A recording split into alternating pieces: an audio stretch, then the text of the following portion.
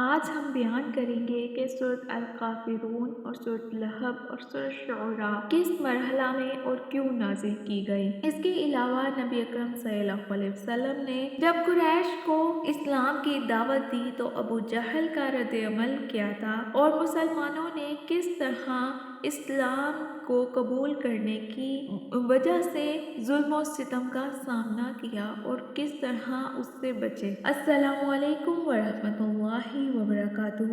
کیا آپ نے کبھی سوچا ہے کہ وہ لمحہ کیسا ہوگا جب مکہ کی گلیوں میں پہلی بار اسلام کی دعوت کا اعلانیہ آغاز ہوا؟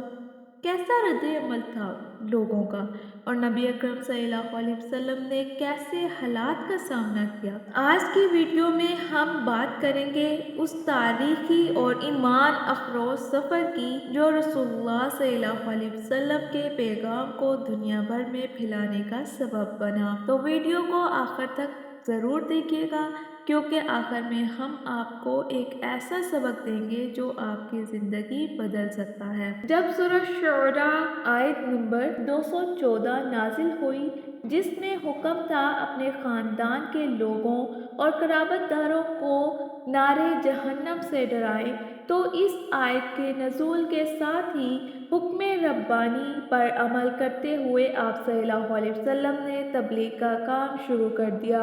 یہ اعلانیہ دعوت و تبلیغ کا مرحلہ بعثت کے چوتھے سال کے آغاز میں شروع ہو کر 10ویں سال تک جاری رہا۔ معروف محدث امام ابن اسیر اپنی تاریخ الکامل میں لکھتے ہیں، ایک دن رسول اللہ صلی اللہ علیہ وسلم نے خاندان بنی ہاشم کو جمع کیا تاکہ انہیں تبلیغ کریں۔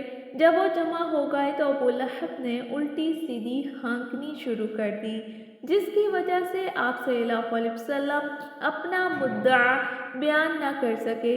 اگلے دن پھر سب کو دعوت دی اور 40-35 آدمی جمع ہوئے تو آپ صلی اللہ علیہ وسلم نے انہیں خطاب کرتے ہوئے فرمایا، میں تمہارے لیے بالخصوص اور عامۃ الناس کے لیے بالعموم رسول بنا کر بھیجا گیا ہوں۔ آپ صلی اللہ علیہ وسلم نے ذکر موت، فکر آخرت اور اعمال خیر و شر کے انجام اور جنت و دوزخ کا ذکر کیا اور پوچھا کہ اس دعوت میں تم میں سے کون میرا ساتھ دے گا؟ حضرت علی رضی اللہ تعالیٰ عنہ جو ابھی نوعمر ہی تھے وہ کھڑے ہوئے اور کہا، میں آپ صلی اللہ علیہ وسلم کا ساتھ دوں گا۔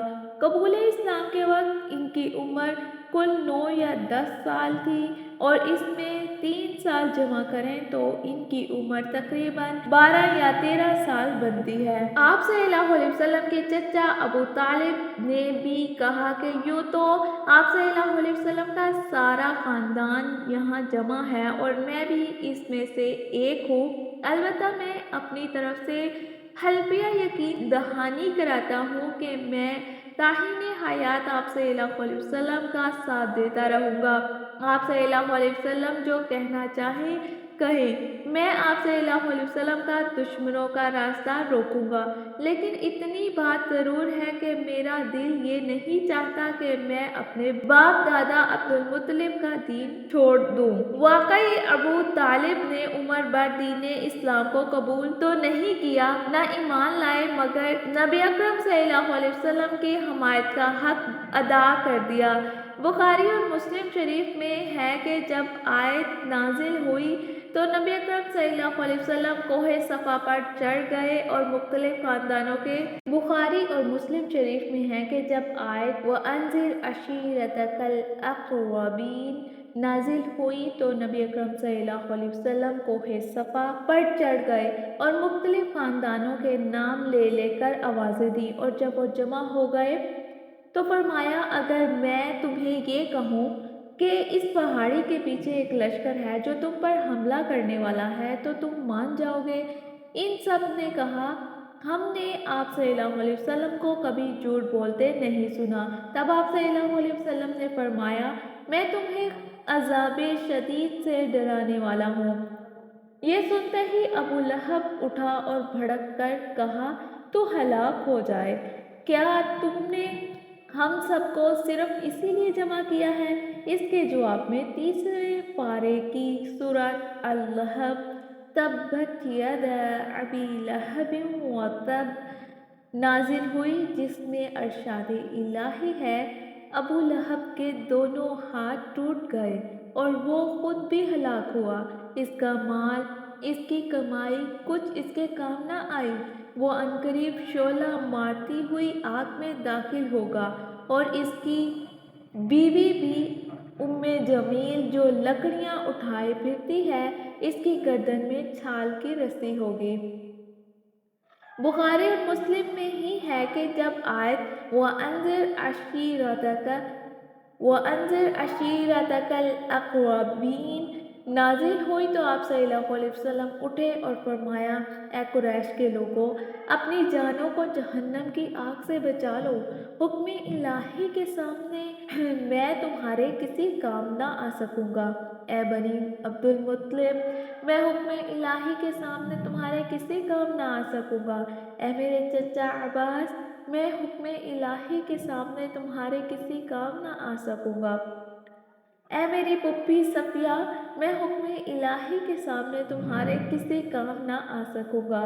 آخر میں اپنی بیٹی کو مخاطب کر کے فرمایا، اے میری پیاری بیٹی فاطمہ بنت رسول اللہ صلی اللہ علیہ وسلم، مجھ سے میرے مال میں سے جو چاہو مانگو اور لے لو، لیکن قیامت کے دن حکم الہی کے سامنے تمہیں کسی کام نہ آ سکوں گا۔ اعلانیہ دعوت و تبلیغ کا حکم ملتے ہی نبی اکرم صلی اللہ علیہ وسلم نے نہ صرف اہل خاندان و قبیلہ بلکہ عام لوگوں کو بھی اسلام کی طرف دعوت دینا شروع کر دی تھی، اور خاص طور پر جب سورۃ الحجر آیت فاصدع بما تؤمر نازل ہوئی تو اس میں حکم تھا کہ آپ صلی اللہ علیہ وسلم کو جو حکم دیا گیا ہے وہ کھول کھول کر لوگوں کو سنا دیں۔ لہٰذا اب آپ صلی اللہ علیہ وسلم میدان دعوت تبلیغ میں مزید سرگرم عمل ہو گئے، حتیٰ کہ آپ صلی اللہ علیہ وسلم عکاظ،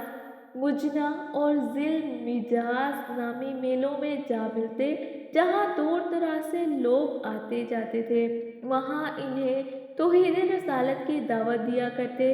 یہی وہ دور ہے جس میں کفار نے حضرت عمار بن یاسر اور حضرت سمیہ اور بلال اور خبیب اور دیگر صحابہ کو دل گزار تکلیفیں دیں اور نبی اکرم صلی اللہ علیہ وسلم کو طرح طرح کی ایذا پہنچائی۔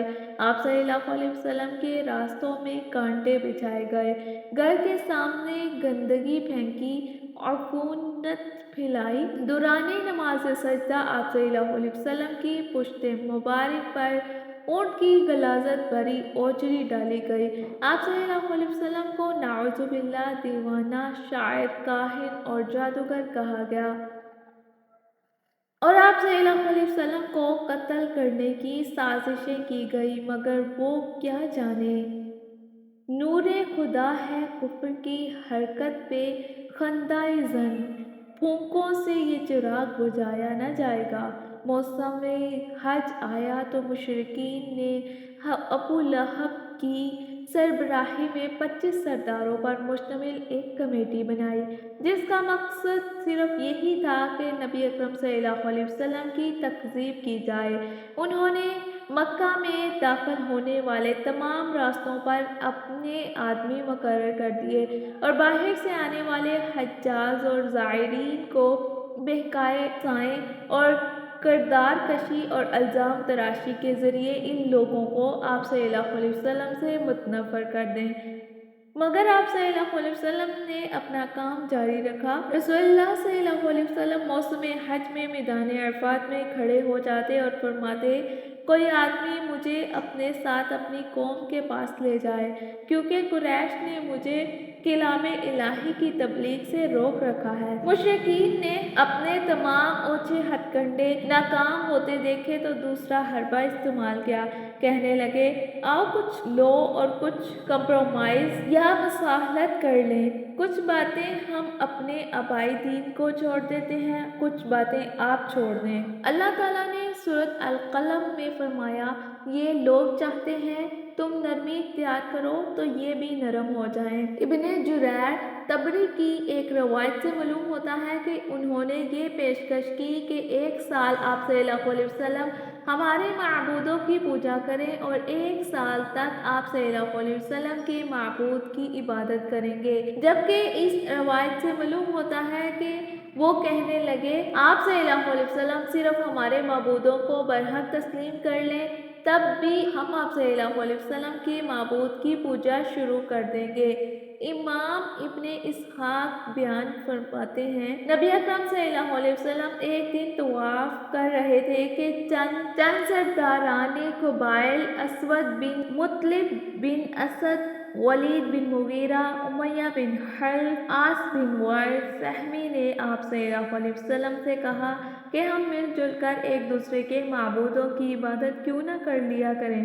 اسی قسم کے دیگر مطالبات کے جواب میں 30ویں پارے کی سورۃ کافرون قل یا ایھا الکافرون نازل ہوئی۔ جب اسی طرح علانیہ تبلیغ کو 2 سال گزر گئے اور بعثت کو 5 سال ہو گئے تو آپ صلی اللہ علیہ وسلم نے صحابہ کرام رضی اللہ تعالیٰ عنہ کو ہجرت حبشہ کی اجازت دے دی۔ پہلا قافلہ 12 مردوں اور 4 عورتوں پر مشتمل تھا، جن میں نبی اکرم صلی اللہ علیہ وسلم کی بیٹی حضرت رقیہ رضی اللہ تعالیٰ عنہ اور آپ صلی اللہ علیہ وسلم کے داماد حضرت عثمان رضی اللہ تعالیٰ عنہ بھی شامل تھے۔ دوسرا قافلہ 83 مردوں اور 18 عورتوں پر مشتمل تھا، جن میں سے حضرت جعفر طیار رضی اللہ تعالیٰ عنہ بھی تھے، جن کا دربار نجاشی میں دیا گیا تاریخی خطبہ معروف ہے۔ اس نجاشی کا نام اصحمہ تھا اور 9 ہجری کو فوت ہوئے۔ نبی اکرم صلی اللہ علیہ وسلم نے ان کی نماز جنازہ غائبانہ ادا فرمائی تھی۔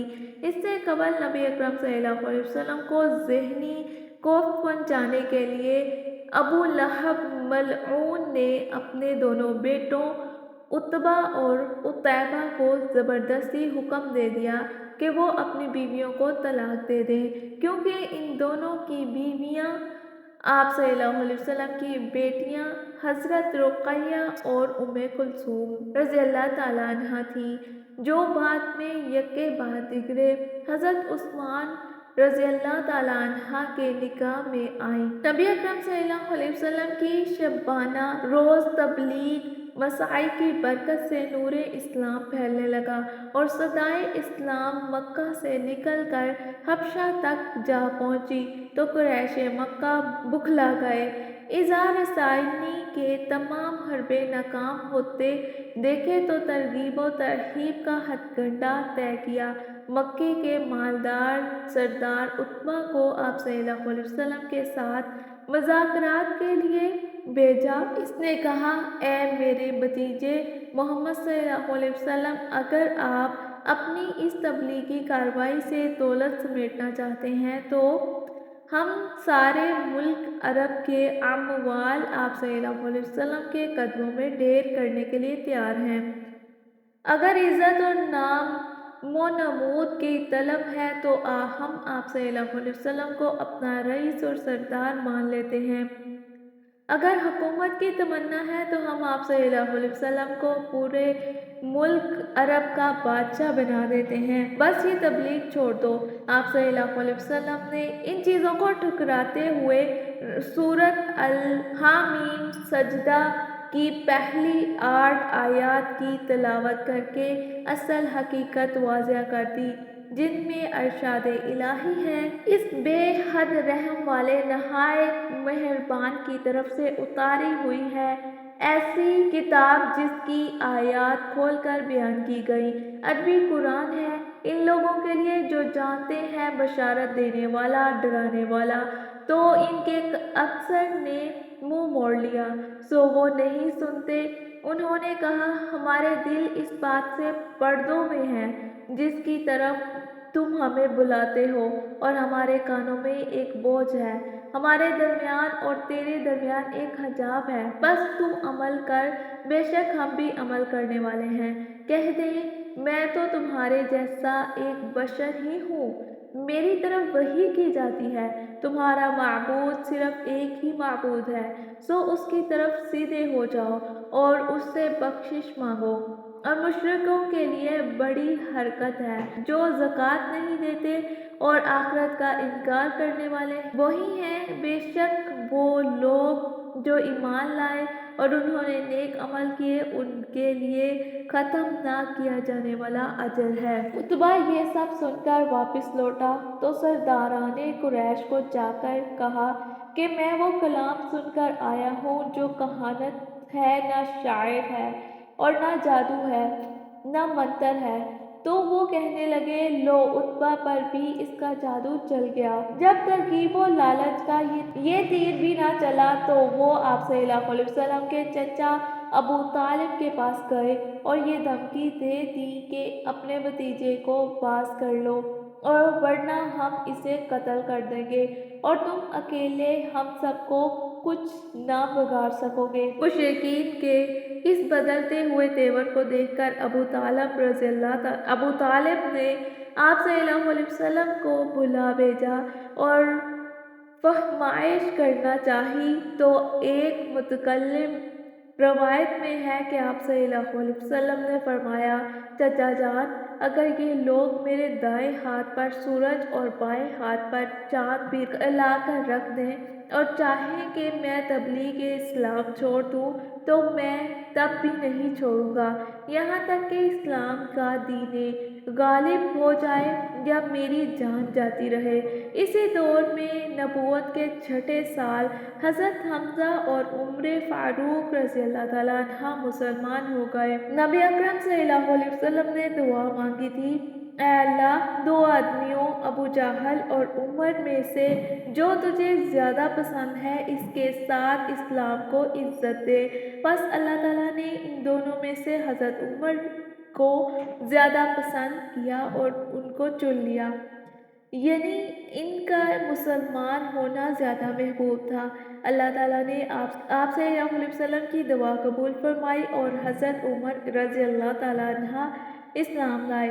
حضرت عائشہ رضی اللہ تعالیٰ عنہ کی روایت کے الفاظ یہ ہیں، اے اللہ، عمر یا ابو جہل کو اسلام کے ساتھ عزت بخش، کیونکہ اسلام عزت دیتا ہے اور کوئی شخص اسلام کے لیے باعث عزت نہیں ہوتا۔ حضرت حمزہ اور عمر فاروق رضی اللہ تعالیٰ عنہ کے اسلام لانے کے بعد چھپ چھپ کر نمازیں پڑھنے والے بیت اللہ میں نمازیں ادا کرنے لگے تو مشرکین مکہ نے اپنے ترکش کا آخری تیر بھی پھینک دیا۔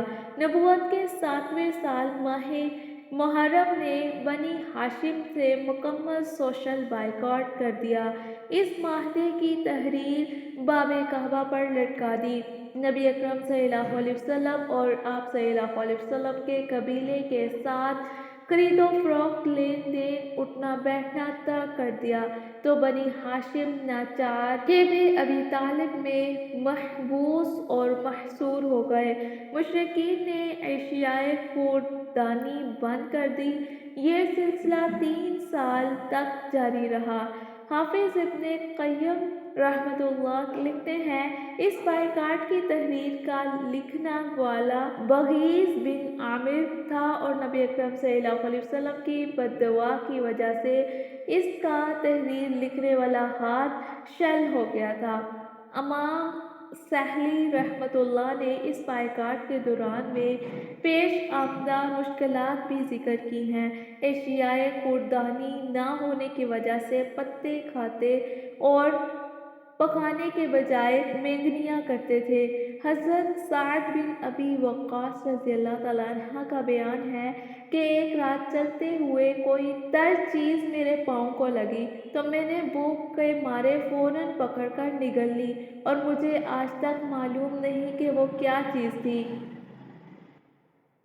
نیز فرماتے ہیں کہ ایک رات میرے ہاتھ اونٹ کو کوئی سوکھا ہوا چمڑا لگ گیا، میں نے اسے دھویا، آگ پر بھونا اور پانی میں بھگو کر 3 دن تک کھایا۔ شعب ابی طالب کا یہ سارا عرصہ بڑی مشکل کا وقت تھا، مگر بنی ہاشم کے پائے استقلال میں لرزش نہ آئی۔ اشارہ الہی سے اس معاہدے کو دمک چاٹ گئی اور صرف اللہ تعالیٰ کا نام باقی رہ گیا۔ ادھر قریش نے خود ہی اس معاہدے کو ختم کر دیا۔ اس طرح نبوت کے 10ویں سال ماہ محرم میں ہی یہ قبیلہ شیب ابی طالب سے نکل آیا۔ اس بائیکاٹ کو ختم ہوئے ابھی 6 ماہ گزرے تھے کہ آپ صلی اللہ علیہ وسلم کے شفیق چچا ابو طالب فوت ہو گئے، جو آپ صلی اللہ علیہ وسلم کے لیے ایک قلعہ کی حیثیت رکھتے تھے، مگر مرتے دم تک دولت ایمان نصیب نہ ہوئی۔ بخاری شریف میں ابو طالب کی وفات کے وقت یہ الفاظ ان کی زبان پر تھے: میں عبد المطلب کے دین پر مر رہا ہوں، کیونکہ ابو جہل ملعون وغیرہ اس بات پر کوشاں تھے کہ آپ صلی اللہ علیہ وسلم نے فرمایا، جب تک اللہ تعالیٰ نے منع نہ کیا میں تمہارے لیے استغفار کروں گا۔ تو سورۃ توبہ نازل ہوئی، جس میں ارشاد الہی ہے: پیغمبر اور مسلمانوں کو شایع نہیں کہ جب ان پر ظاہر ہو گیا کہ مشرک اہل دوزخ ہیں تو ان کے لیے بخشش مانگے، گو وہ ان کے قرابت دار ہی کیوں نہ ہو۔ سورۃ القصص آیت 86 میں نازل ہوئی، جس میں ارشاد بانی ہے: اے نبی، تم جس کو دوست رکھتے ہو اسے ہدایت نہیں کر سکتے، بلکہ اللہ ہی جسے چاہتا ہے ہدایت دیتا ہے، اور وہ ہدایت پانے والوں کو خوب جانتا ہے۔ ان آیات میں اللہ تعالیٰ کے طرف سے آپ صلی اللہ علیہ وسلم کو ان کے لیے استغفار کرنے سے منع کر دیا گیا تھا، لیکن آپ صلی اللہ علیہ وسلم کی حمایت کی وجہ سے ان کے عذاب میں کافی تخفیف ہوگی۔ ابو طالب کی وفات کے صرف 2 ہی ماہ بعد اور بعض کے نزدیک صرف 3 ماہ بعد آپ صلی اللہ علیہ وسلم کی جلیل القدر زوجہ محترمہ ام المؤمنین حضرت خدیجہ الطاہرہ رضی اللہ تعالیٰ عنہا بھی وفات پا گئی۔ جب تک حضرت خدیجہ رضی اللہ تعالیٰ عنہا زندہ رہیں، نبی صلی اللہ علیہ وسلم نے دوسری کوئی شادی نہیں کی۔ ان کی وفات پا جانے کے بعد 10 عہد نبوت میں ماہ شوال میں ام المؤمنین حضرت سودہ بنت زمعہ رضی اللہ تعالیٰ عنہا سے شادی کی۔ وفات کے وقت حضرت خدیجہ الطاہرہ رضی اللہ تعالیٰ عنہا کی عمر 65 سال اور نبی اکرم صلی اللہ علیہ وسلم کی عمر 50 برس تھی۔ شفیق چچا اور زوجہ محترمہ کی وفات سے آپ صلی اللہ علیہ وسلم کو اس قدر صدمہ اور غم ہوا کہ اس سال کا نام ہی عام الحزن، سال غم رکھ دیا گیا۔ یہ سال تاریخ میں اسی نام سے معروف ہے۔ ان تمام حالات میں نبی اکرم صلی اللہ علیہ وسلم نے کیسے حکمت عملی اختیار کی؟ آپ نے قریش کے سرداروں سے بات کی، مکہ کے تجارتی میلوں میں اسلام کا پیغام پہنچایا اور ہجرت کا پلان تیار کیا۔ یہ سب اس بات کا ثبوت ہے کہ دین کا پیغام حکمت اور صبر سے پھیلتا ہے۔ علانیہ تبلیغ کی اس مرحلہ میں ہمیں ایک اہم سبق ملتا ہے: سچائی کو کبھی بھی چھپایا نہیں جا سکتا، چاہے حالات کتنے ہی مشکل ہوں۔ نبی اکرم صلی اللہ علیہ وسلم نے ہمیں دکھایا کہ مشکلات کا سامنا کیسے کرنا ہے اور کس طرح اپنی بات کو حکمت کے ساتھ دنیا تک پہنچانا ہے۔ لڑ کے آگے بڑھنا نہیں ہے، بلکہ لوگوں کو خاموشی کے ساتھ آگے سے بڑھنا سکھانا ہے۔ اگر خاموشی جاری رہے گی اور آپ آگے بڑھتے رہیں گے تو دنیا آپ کا کچھ بھی بگاڑ نہیں سکتی ہے۔ اللہ تعالیٰ پہ بھروسہ رکھیے اور اپنے آپ کے ایمان کو بلند رکھیے، اور جو آپ بہترین کام کر رہے ہیں اس کے اوپر ہی جاری رہیے۔ جب آپ اللہ پہ بھروسہ رکھیں گے تو آپ کو اس دنیا سے ڈرنے کی ضرورت نہیں۔ یہ دنیا آپ کا کچھ بھی نہیں بگاڑ سکتی۔ اگر آپ کو ہماری ویڈیو اچھی لگے تو ہمارے چینل کو سبسکرائب کر دیجیے اور بیل آئیکن کو ضرور دبائیے گا، کیونکہ ہماری اگلی ویڈیو میں ہم بات کریں گے کہ ہمارا تبلیغ اسلام کا تیسرا مرحلہ یعنی سفر طائف میں نبی اکرم صلی اللہ علیہ وسلم کے ساتھ کیا معاملہ ہوا۔ وہ ایک بہت زبردست بات ہے، اس میں آپ کو مزید سیکھنے کو موقع ملے گا۔ اپنا خیال رکھیے گا۔ السلام علیکم ورحمۃ اللہ وبرکاتہ۔